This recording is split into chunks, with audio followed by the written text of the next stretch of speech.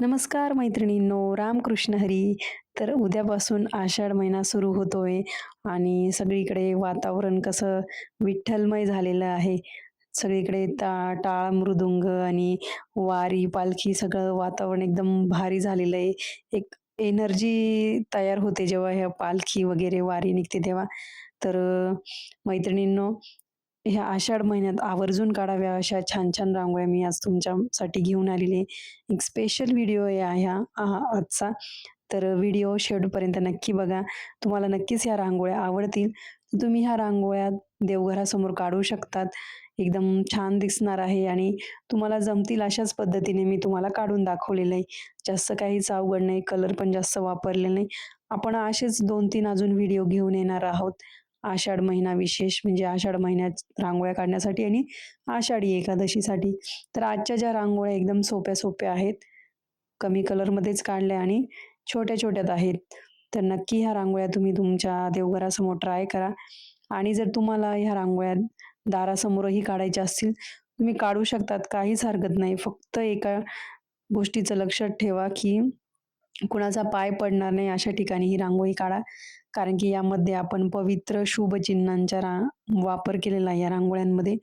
जेणेकरून आपल्याकडून अशी काही चूक होऊ नये, की त्यावर पाय पडला जाईल. तर नक्की अशाच ठिकाणी रांगोळी काढा. आता बरेच जण मला कमेंट्स करतात, की ह्या रांगोळ्या तुम्ही म्हणजे जमिनीवर काढतात. तर रांगोळी ही अशी कला आहे मैत्रिणींनो, की ती एकमेव अशी कला आहे, ती जमिनीवर काढली जाते. आता तुम्ही चित्र वगैरे बघतात, ते आपण पेपरवर वगैरे काढतो.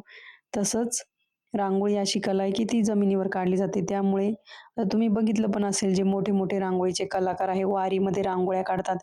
त्यात पण भगवान विठ्ठल वगैरे यांची म्हणजे काढली जाते रांगोळी. तर आता कलाच ती जमिनीवर काढली जाते, तर आपल्याला त्याबद्दल काही म्हणजे ऑप्शनच नाहीये. तेवढं तुम्ही असं काही मनात घ्यायचं नाही. फक्त त्याच्यावर पाय वगैरे पडणार नाही एवढी काळजी घ्या. तर बघू शकता आपली पहिली रांगोळी तर रेडी झाली बोलता-बोलता.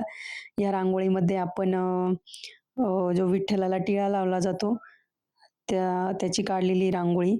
म्हणजे जो मेन टिळा लावला जातो तो चंदन आणि बुक्का यांचं कॉम्बिनेशन असतं म्हणजे टिळ्यामध्ये.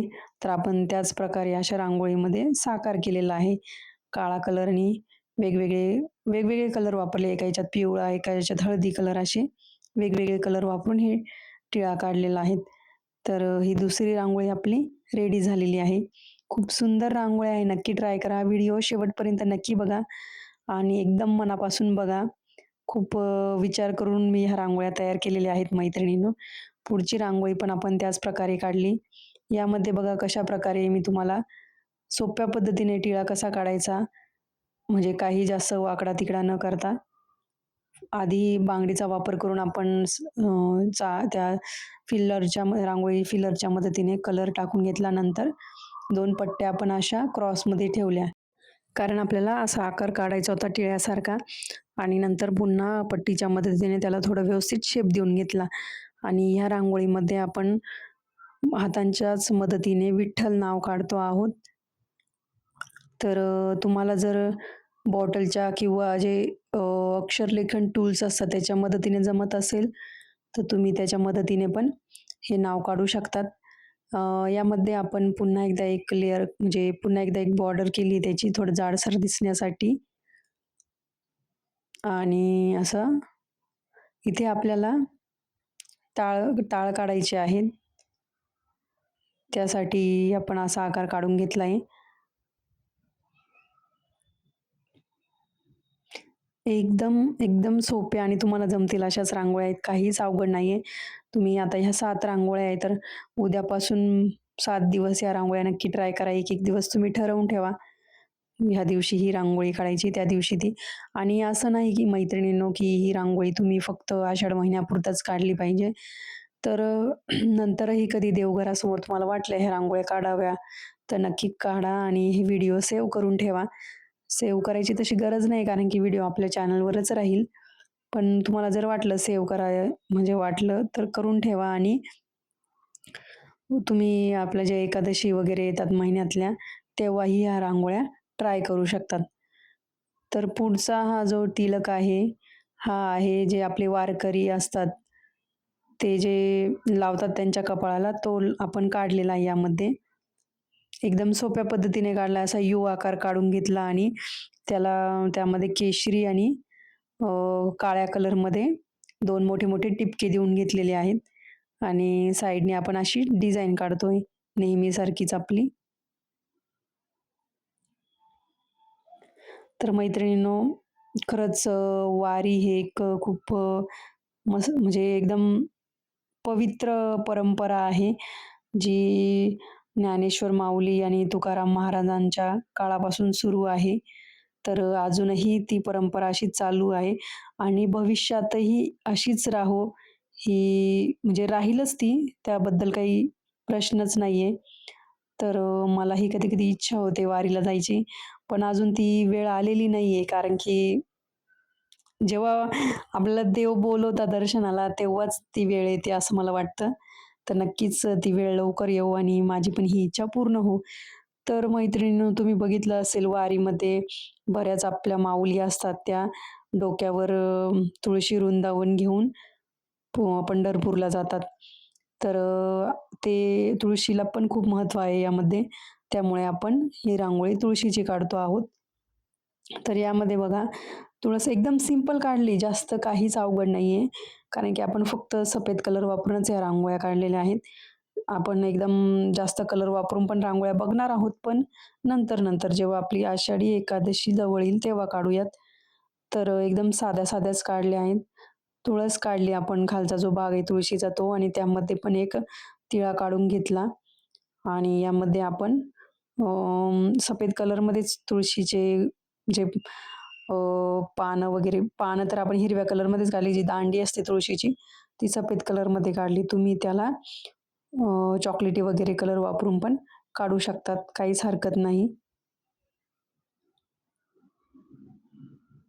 तर अशा पद्धतीने आपण पानं काढून घेतलेले आहेत. तुम्ही जेव्हा हा व्हिडिओ पूर्ण बघाल मैत्रिणींनो, थोडा मोठा आहे व्हिडिओ, पण खूप महत्त्वाचा व्हिडिओ आहे, नक्की बघा. आणि जेव्हा पूर्ण बघाल तर कशा वाटल्या आजच्या रांगोळ्या कमेंट करून नक्की सांगा. आणि अशाच छान आणि सोप्या, सुंदर रांगोळ्या जर तुम्हाला तुमच्या दारासमोर रोज काढायच्या असतील, तर नक्कीच एकदा आपल्या चॅनलला भेट द्या आणि चॅनलला नक्की सबस्क्राईब करा. कारण की अशा छान-छान रांगोळ्या तुम्हाला आपल्या चॅनलवर बघायला मिळणार आहे. ते पण एकदम सोप्या पद्धतीने सांगत असते. जास्त काहीच अवघड नाही. पुढची रांगोळी बघा आपण, जे विठ्ठलाचं रूप आहे ते साकारलंय. एकदम सिंपल आहे ही रांगोळी पण.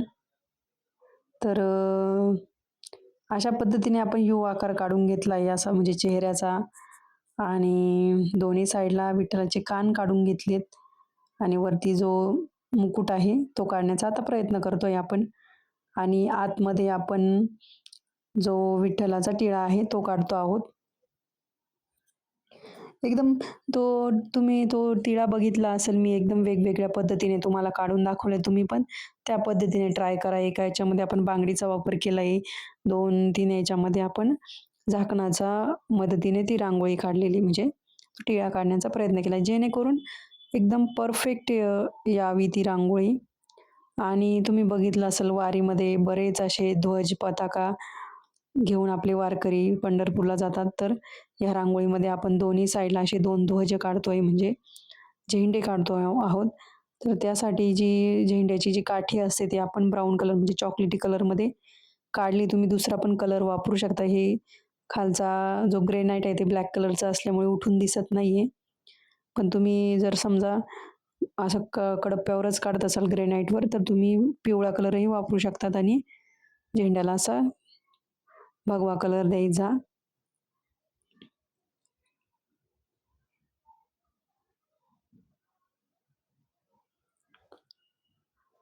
तर खूप सोपी आणि एकदम प्रसन्न करणारी रांगोळी ही पण.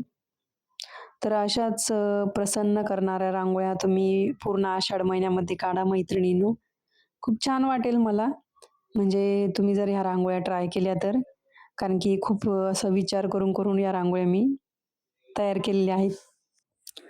तर अगदी मन प्रसन्न होऊन जाईल अशी रांगोळी दिसते ही. आणि काही नाही, आपण काही-काही डिझाईन्स म्हणजे जे आकार आहेत ते आपले आधीच्या रांगोळ्यांमध्ये वापरले, तसेच काढलेले आहेत. त्यामुळे तुम्हाला ही डिझाईन नक्की जमून जाईल.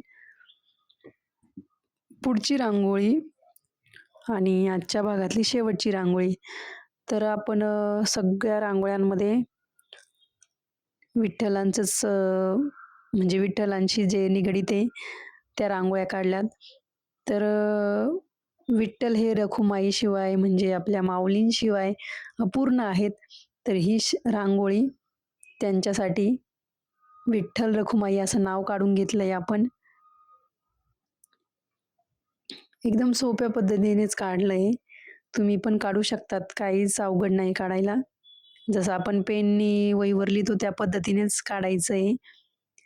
दोन्ही साइडला आपण असं बांगडीच्या मदतीने टिपके काढून घेतोय आणि त्याला फुलाचा आकार देणार आहोत.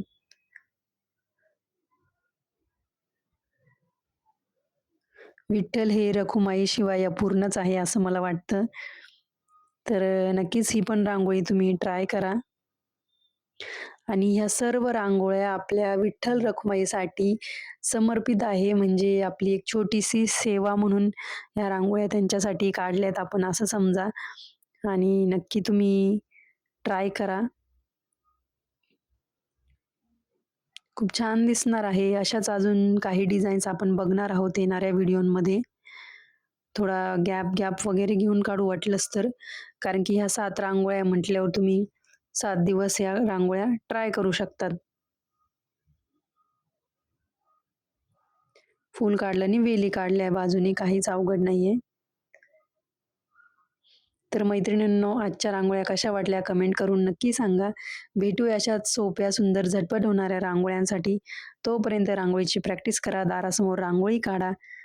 धन्यवाद. रामकृष्ण हरी.